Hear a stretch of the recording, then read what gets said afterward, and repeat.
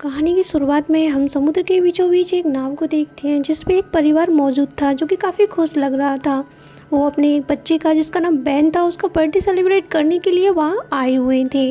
Ban आज काफ़ी ज़्यादा खुश था क्योंकि उसे यहाँ पर बर्थडे सेलिब्रेट करना काफ़ी ज़्यादा अच्छा लग रहा था। वो समुद्र के बीचों बीच पहुँच चुके थे। सभी लोग काफ़ी खुश थे और इन्जॉय कर रहे होते हैं कि तभी यहाँ पर जूलिया यानी बैन की माँ पानी में कूद जाती है नहाने के लिए, लेकिन उस पर किसी का ध्यान नहीं होता है। जूलिया जैसे ही पानी में जाती है उसे कुछ अजीब फील होने लगता है। उसे ऐसा लग रहा था जैसे उसके आसपास कोई बड़ा जानवर है।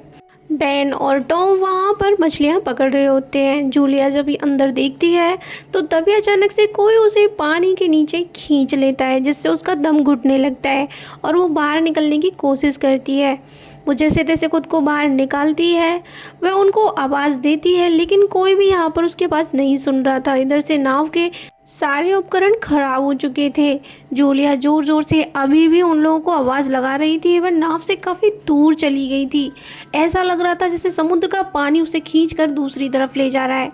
इधर टॉम और बैन यहाँ पर बिल्कुल भी उसके पास नहीं सुन पा रहे थे और उसके पास और भी ज़्यादा जानवर आ चुके थे। तभी यहाँ पर जूलिया अपनी बेटी को आवाज़ लगाती है, लेकिन कैसी ने यहाँ पर हेडफोन्स लगा रखे थे तो वो भी उसकी आवाज़ नहीं सुन पाती। फिर से जूलिया आवाज़ लगाती है। इस बार टॉम उसकी हल्की सी आवाज़ सुन लेता है और जूलिया की तरफ देखता है। वह उसे देखते ही डर जाता और तुरंत उसकी ओर दौड़ पड़ता है और वह तुरंत ही पानी में छलांग लगा देता है। इधर वैन जल्दी से नाव को उनके पास लेके जाता है और जल्दी ही वो दोनों नाव के करीब आ जाते हैं और दोनों को वो ऊपर खींच लेते हैं। जूलिया काफ़ी घबराई हुई थी।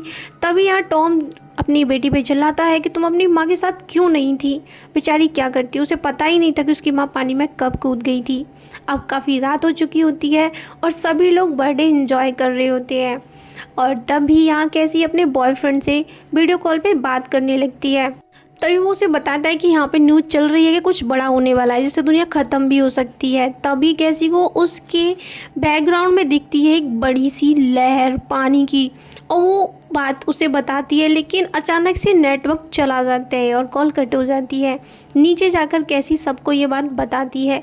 सभी लोग काफ़ी डर जाते हैं। वो बाहर आकर देखते हैं तो अचानक से पानी में हलचल बढ़ चुकी थी और उसकी नाव के आसपास काफ़ी सारी व्हेल और शार्क्स आ चुकी थी और वो नाव को टक्कर मार रही होती है। यहाँ पर उनकी नाव काफ़ी तेज़ हिल रही होती है तो टॉम नीचे देखने जाता है कि नाव में क्या अटका है। जब उसे वो ऊपर खींचते हैं तो वो बताता है नाव के नीचे एक छेद हो चुका है जिससे हमारी नाव कभी भी डूब सकती है। तभी वो मदद के लिए यहाँ पर फ़ोन यूज करते हैं। ऊपर से वहाँ पर नेटवर्क भी नहीं आ रहे होते हैं। तभी उन्हें दिखाई देता है ऊपर से गिरता हुआ एक उल्का पिंड जो कि उनकी तरफ आ रहा होता है। वो समझ चुके थे ये हमारी नाव से टकराने वाला है। वो अपनी नाव को आगे की तरफ खींच देते हैं जिससे वो पानी में गिर जाता है, लेकिन वो एक सैटेलाइट थी, यानी सैटेलाइट गिर रहे थे, इसी वजह से नेटवर्क नहीं आ रहा था। वो लोग काफ़ी ज़्यादा डर जाते हैं, लेकिन अब मुसीबत और बढ़ चुकी थी क्योंकि सैटेलाइट अब काफ़ी मात्रा में उनके ऊपर गिर रहे होते हैं। तो वो नाव के निचले भाग में जाकर छुप जाते हैं और जिससे वो ज़्यादा सेफ रह सके। लेकिन अचानक जोर के झटके के कारण उनको चोट लगती है और वो बेहोश हो जाते हैं। जब वो होश में आते हैं तो देखते हैं उनकी नाव में बड़े बड़े होल हो चुके थे। वो बाहर आकर देखते हैं तो चारों तरफ रेगिस्तान था। उन्हें समझ आता है ये रेगिस्तान नहीं, ये समुद्री है, बस पानी गायब हो गया है। वह कंपास निकालता है तो उसे सब कुछ समझ आ जाता है कि समुद्र का पानी यहाँ से कहीं और चला गया है और यहाँ पर अब सूखी बंजर ज़मीन है और जहाँ ज़मीन थी अब वहाँ पर पानी मौजूद है, यानी कि दुनिया के सारे लोग ख़त्म हो चुके हैं। ये सुनकर कैसी को सदमा लग जाता है क्योंकि उसे याद था उसके बॉयफ्रेंड के साथ भी यही हुआ होगा और उसे याद करके वो रोने लगती है। वहीं जूलिया अब खाना इकट्ठा करने लग जाती है और वो वहाँ से निकलने की सोचते हैं क्योंकि अब उनके पास यहाँ रहने के लिए कुछ नहीं था। टॉम लगातार यहाँ से मैसेज भेज रहा होता है कि तभी अचानक उसे दूसरी तरफ से रिप्लाई आता है जो कि करता है नाटो नाम का एक कैप्टन। वो उसे बताता है कि मेरे पास एक सबमरीन है जिसमें हम ज़्यादा देर तक जिंदा रह सकते हैं। तभी वो कहता है कि समुद्र की लहरें एक हफ्ते बाद वापस आएंगी और फिर यहाँ पर पानी होगा जिससे हम नहीं बचेंगे। टॉम उससे कहता है तुम हमें बचा लो, तुम्हारे पास सबमरीन है, तुम्हारे बचने की चांस ज़्यादा है। तो वो कहता है मैं सिर्फ 2 लोगों को अपने पास रख सकता हूँ। तो टॉम कहता है तुम मेरे बच्चों को अपने पास रख लेना, लेकिन वो मना करता है। तो टॉम उससे कहता है मैं तुम्हें इसके बदले खाना दूंगा, जिस पर वो राज़ी हो जाता है और उसे आने का रास्ता बता देता है और वो अपने खाने पीने का सारा सामान इकट्ठा करने लगते हैं। तभी जब टॉम बाहर आता है तो वो एक व्यक्ति को वो इधर आते हुए देखता है। तो वो सोचता है कि शायद उसे हमारी मदद की ज़रूरत है। वो उसके पास उसकी मदद करने के लिए जाता है। वो उसे पीने के लिए पानी देता है। वो व्यक्ति उस पानी को पी लेता है, लेकिन वो टॉम की शुक्रिया अदा करने के बजाय उसको ज़ोर से पंच करता है और उसे मार देता है। ये सब जूलिया दूर से खड़े होकर देख रही थी। वो व्यक्ति जूलिया को देखते ही जूलिया को भी मारने के लिए उसके पीछे दौड़ता है। जूलिया भागते हुए अपनी नाव के पास आती है और अपने बच्चों को वह सेफ जगह पे छिपा देती है।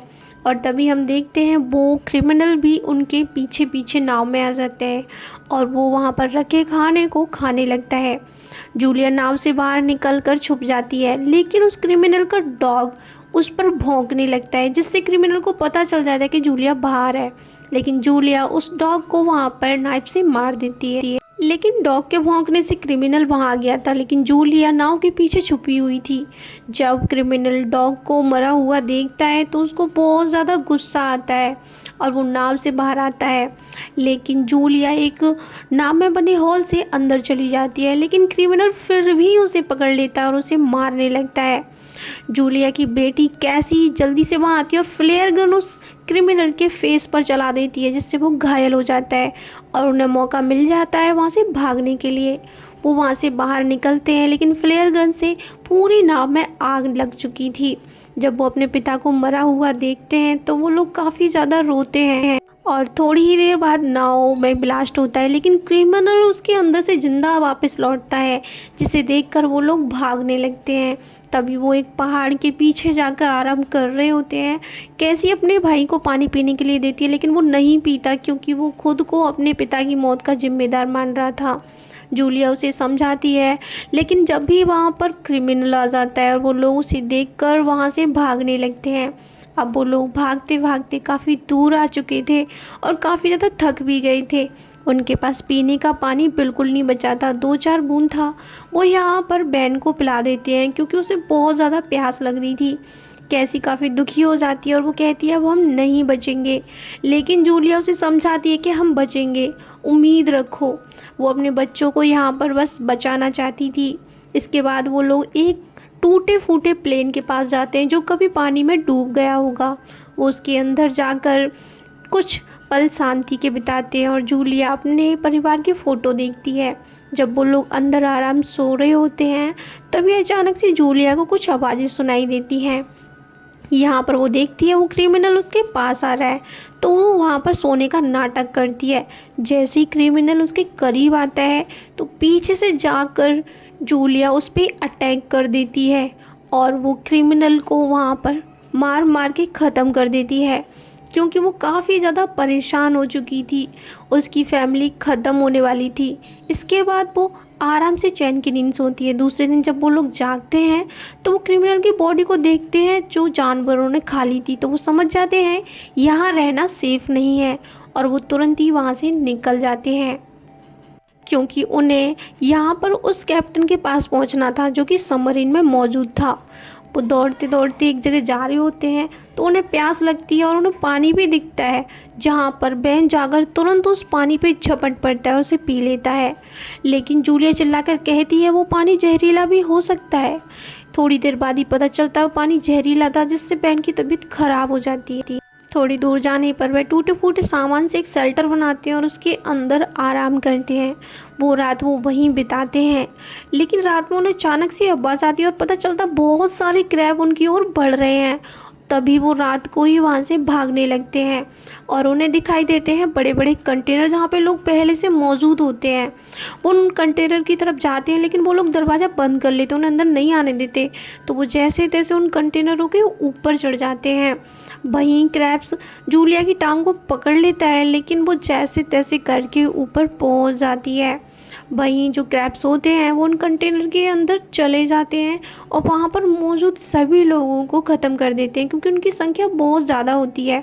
जब सुबह जूलिया को होश आता है तो अपने बच्चों को वहाँ नहीं पाती, परेशान हो जाती है, लेकिन वो उसकी तरफ दौड़ कर आ रहे होते हैं क्योंकि वो खाना ढूंढने गए थे, जिन्हें देखकर वो गले लगा लेती है। तभी वो लोग ज़रूरत का सामान लेते हैं और वहाँ से कुछ वेपन्स भी ले लेते हैं अपनी सुरक्षा के लिए, और वहाँ से निकल जाते हैं उस सबमरीन की तरफ।